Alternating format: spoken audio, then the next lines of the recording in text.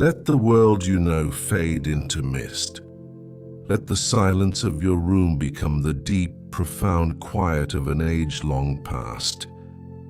We are traveling to the height of the dragon rider's power, to the island of Vroengard, where the air itself thrums with magic, and the sky is a tapestry of moon, stars, and soaring silhouettes.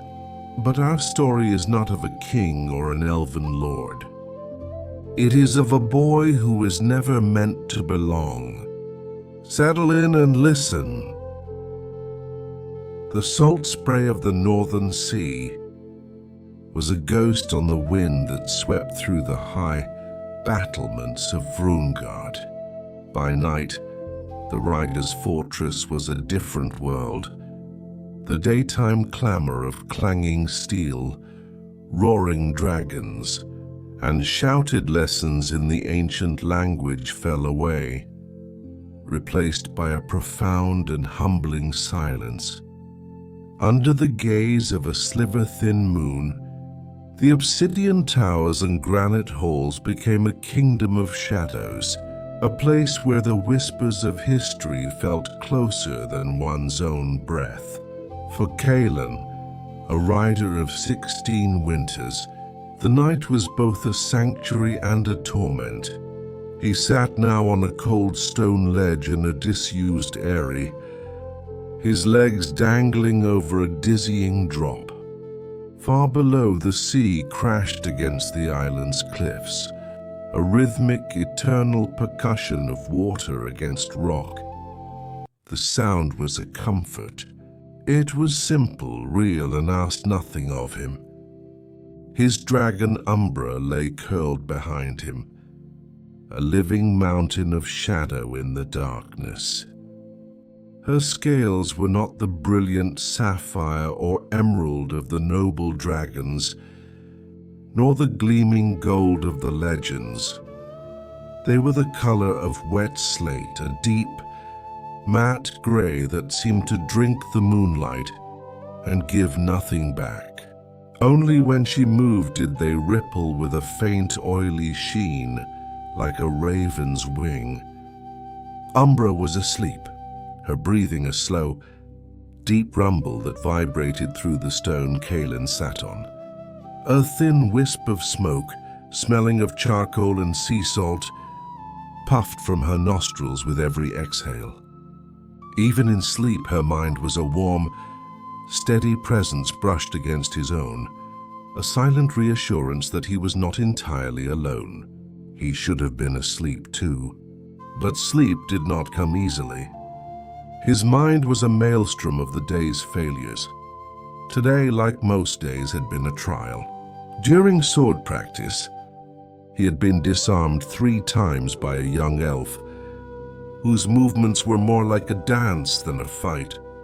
In the lesson on the ancient language, the words felt like stones in his mouth, clumsy and rough, while his peers spoke them like music. But worst of all had been the mind link exercises. The instructors had tasked them with sharing a simple image a tree with another student. When it was his turn to receive, the elf rider, Gadriel's projection had been so vivid he could smell the pine sap and feel the rough bark. But when Kaelan tried to send his own, his focus shattered. His anxiety, his deep-seated fear of being judged, turned the simple image of an oak tree into a chaotic storm of splintering branches and withering leaves. Idril had recoiled, not in pain but in confusion, her mental voice a cool, sharp sting. She hadn't meant it cruelly, but the words echoed the truth he always tried to hide. He did not belong here. He was the boy who had been found covered in mud and coal dust in the city of Shunor, an orphan who scraped a living by cleaning chimneys. He was the impossible boy for whom a dragon egg, long thought dormant, had hatched. The masters had called it the will of the world. The other apprentices, with their noble human bloodlines and ancient elven pedigrees, called it a mistake. He felt a soft nudge against his shoulder. Umbra had lifted her great, horned head, her eyes the color of molten silver, blinking slowly in the darkness. Her voice entered his mind not with words, but with a feeling, a deep, questioning warmth. "The sea is sad tonight, or is it you?" Kaelan leaned back, resting his head against the warm, smooth scales of her neck. The contact was instantly calming, the chaos in his mind quieting to a low hum. "It's me, Umbra, always me. I don't understand why you chose me. I have nothing to offer. I'm not strong or wise or noble." Her reply was a slow, deliberate image that bloomed in his mind. It was the memory of her hatching. He saw it through her eyes, the darkness of the shell, the muffled sounds of the world outside, and then the first touch of a mind against her own. It wasn't a mind of power or ancient knowledge. It was a small, lonely mind, full of a quiet, desperate yearning for something more, a flicker of warmth in a cold world. He felt through her the overwhelming instinctual certainty, this one, he is mine. The feeling was so pure, so absolute, it left no room for doubt. "You were enough," she finished simply. "You are enough." The conviction in her thoughts soothed the raw edges of his insecurity, but it didn't erase them. He knew he needed something more, some way to prove, if only to himself, that he was worthy of the silver Gedwe Ignasia that marked his palm. "The old masters, they say a rider's strength comes from their heart," he murmured aloud, the words swallowed by the wind. "But if the heart is full of doubt, what then?" It was this restless thought that led him from the eyrie. He rose, dusting off his simple leather breeches, and gave Umbra a final affectionate pat on her snout. "I'm going for a walk. Sleep. I will be back before the first light." She gave a low rumble of consent and settled her head back onto the stone, her silver eyes closing once more. Kaelan moved through the sleeping fortress like a wraith. He knew the hidden paths, the servants' corridors, the routes that would keep him from encountering the elven sentries who glided through the main halls like silent, graceful ghosts. His destination was a place he was forbidden to go, a place he had only heard about in hushed whispers from older apprentices, the Vault of Memories. It was said that the vault was not a library of scrolls, but of objects, items that had belonged to the great riders of the past, each one imbued with the lingering magic and memories of its owner. A gauntlet that had held the reins of the first dragon, a simple flute played by a rider who had sung mountains to sleep, a single scale from a dragon lost to time. It was said that to touch these objects was to feel an echo of their lives, their strength. Kaelan craved that strength. He found the entrance in the deepest, oldest part of the fortress, a section carved from the very roots of the mountain. The door was not wood or iron, but a single seamless slab of granite, sealed with a lock that had no keyhole. Instead, in its center was a smooth palm-sized depression, a ward, one that only opened for the touch of a rider. His heart hammered against his ribs. This was a foolish, reckless idea. If he were caught, the punishment would be severe. But the thought of another day of failure, another day of pitying looks and condescending thoughts was worse. Taking a deep, shuddering breath, he pressed his right hand, the one marked with the Gedwe Ignasia, into the depression. For a moment, nothing happened. He felt a cold dread creep into his stomach. Of course, it would be warded against apprentices, against those not worthy. But then a soft silver light bloomed from his palm, flooding the stone with warmth, ancient, intricate lines of power, previously invisible, flared to life across the granite door, tracing a complex glowing pattern. With a low groan that seemed to shake the very mountain, the great slab of stone receded into the wall, revealing a dark, silent chamber beyond. The air that flowed out was cool and still, carrying the scent of dust, old stone and something else, a faint tingling scent of dormant magic. Like the air after a lightning strike, he stepped inside. The chamber was circular, much like the Hall of Eggs, but smaller and far more intimate. There was no light source, yet the room was bathed in a soft, ethereal glow that seemed to emanate from the objects themselves. They were arranged on simple, unadorned stone pedestals. Kaelan's eyes widened in awe. There on one pedestal was a rider's sword, its blade a milky white, crafted, he realized with a gasp, from a dragon's tooth. On another lay a single, elegantly curved bow of polished yew, its string shimmering as if woven from moonlight. He drifted from one artifact to the next, his fingers itching to touch them, to feel the power they held, but he resisted. He was an intruder here, a thief in a sacred place. His gaze fell upon a pedestal in the center of the room, set slightly apart from the others. On it lay not a weapon or a tool, but a simple coiled circlet of bronze. It was unadorned, tarnished with age, and seemed plain compared to the other treasures, yet it drew him in. There was a story here, he could feel it. He approached the pedestal slowly, reverently. As he got closer, he could see faint, delicate engravings on the circlet's surface, not runes of power or words in the ancient language, but a simple repeating pattern of a soaring dragon. Hesitantly, almost against his own will, he reached out a trembling hand. The whispers of the instructors, the stories of the elders, the legends of the first riders, they all spoke of a connection, a shared well of strength from which all riders drew their power. Perhaps this was it. Perhaps here he could find not a memory but a key. His fingertips brushed against the cool metal.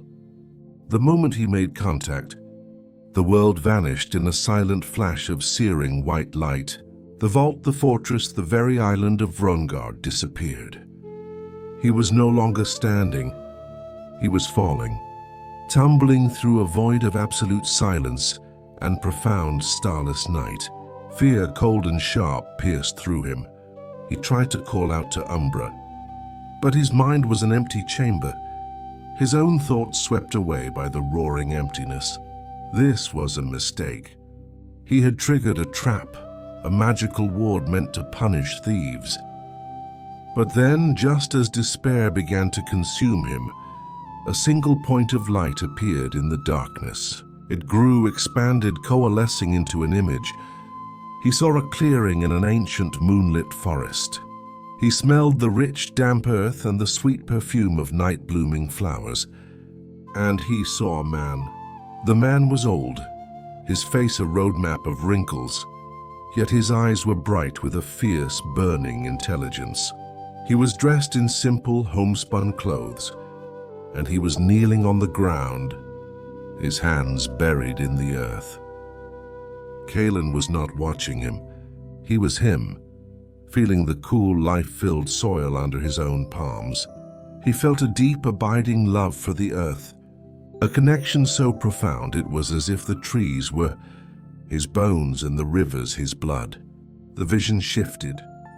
Now he was looking at his own hands, but they were not his.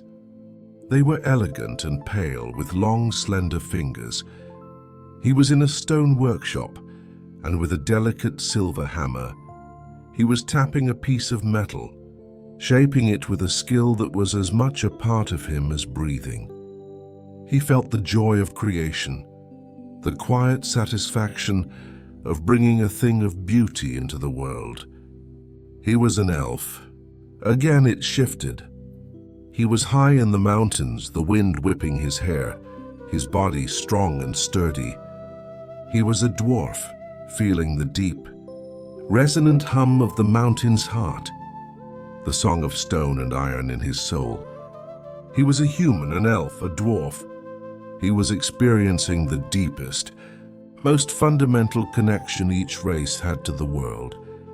He felt their strengths, their sorrows, their unique ways of seeing and being. And then he felt something else, a new presence, a vast, ancient, and powerful consciousness that was none of these, yet encompassed them all, a dragon. He was no longer seeing through the eyes of the other races. He was soaring, looking down upon the world through the golden eyes of a dragon. He felt the power of the wind beneath his wings, the hum of the world's magic in his bones. He saw the intricate tapestry of life below, the interwoven energies of all living things, and he understood. The strength of a rider did not come from a sword, or a spell, or even from their dragon alone. It came from understanding. It came from the connection to all life, a bridge built between the ancient power of the dragons and the mortal hearts of their partners. The first riders, he now knew, had not been just warriors. They had been emissaries, diplomats, scholars, beings who sought to understand all the races, to feel the world as they felt it, and to unite them through that shared understanding. Kaelan found himself back in the vault, kneeling on the cold stone floor, his hand still resting on the bronze circlet. His breath came in ragged gasps, and his heart felt as if it might beat out of his chest. But the frantic, anxious energy was gone. In its place was a profound, bone-deep stillness. The circlet was not a king's crown or a wizard's tool. It was the circlet of Anun, the very first artifact of the riders, forged not by a single race, but by all three, human, elf, and dwarf, as a gift to the first rider, Eragon. It was a symbol of that unity, a key to that shared understanding. He finally understood. His weakness was not his low birth or his clumsy spellcasting. It was his focus. He had been so focused on himself, on his own fears and shortcomings, that he had walled his mind off from the world. He had been trying to shout when he should have been listening. Slowly he got to his feet. He looked at the circlet, no longer with a sense of desperate longing, but with a feeling of deep, quiet gratitude. He knew with a certainty that settled deep in his soul what he had to do. His path was not to be the greatest swordsman or the most powerful magician. His path was to listen. With a final reverent bow to the artifacts, he turned and left the vault, the great stone door sliding silently shut behind him, sealing its secrets once more in the heart of the mountain. He walked back through the sleeping fortress, but this time he was not a shadow skulking in the darkness. His steps were sure and quiet. For the first time since coming to Vroengard, he felt like he had a purpose. He had a long way to go, but for the first time, he could see the path. He returned to the eyrie just as the first, faint hint of grey was beginning to lighten the eastern sky. Umbra was awake, her silver eyes watching him approach. She did not need to ask where he had been. She could feel the change in him. The frantic noise in his mind had been replaced by a quiet, focused calm. He sat before her, cross-legged on the cold stone, and for the first time, he did not project his own feelings of fear or hope. He simply opened his mind completely and without reservation and listened. He listened to the slow, steady beat of her heart. He listened to the song of the wind and the sea. He listened to the deep, sleeping hum of the fortress around them. And in the quiet space between the sounds, in the heart of the coming dawn, he began to hear the silent, ancient music of the world, and for the first time it did not feel alien or intimidating. It felt like home. He simply opened his mind completely and without reservation and listened. He listened to the slow, steady beat of her heart. He listened to the song of the wind and the sea. He listened to the deep, sleeping hum of the fortress around them. And in the quiet space between the sounds, in the heart of the coming dawn, he began to hear the silent, ancient music of the world.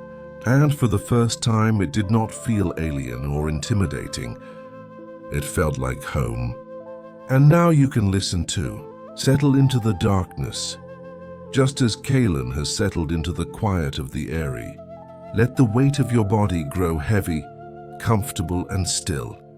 Bring your awareness to your breathing, a slow breath in and a long, soft breath out. And as you rest here, begin to listen. Can you hear it in the silence behind my voice? A deep, slow, and steady rhythm. It is the sound of Umbra's heart. A sound of ancient strength and endless calm. Feel the vibration of it in the stone beneath you, a deep, steady pulse that has beaten for an age. Match your breathing to that sound. A gentle breath in and a slow breath out, letting each beat anchor you deeper and deeper into stillness. The great dragon is calm. Her mind is quiet, dreaming of moonlit skies and endless seas. There is nothing to do. Nowhere to be. Just this sound, this moment. Feel the rhythm begin to slow. The space between each beat grows longer, wider. Umbra is drifting now, falling from a light slumber into a profound and peaceful sleep. Her great heart slows and slows, calling you to follow her into that peaceful, silent dark. Listen as the sound becomes softer, more distant. Let each beat carry away a worry. Let each silence bring you deeper into rest. There is only the darkness now, the quiet and the faint, fading rhythm of a dragon's heart, beating just for you. Sleep now, rider, sleep.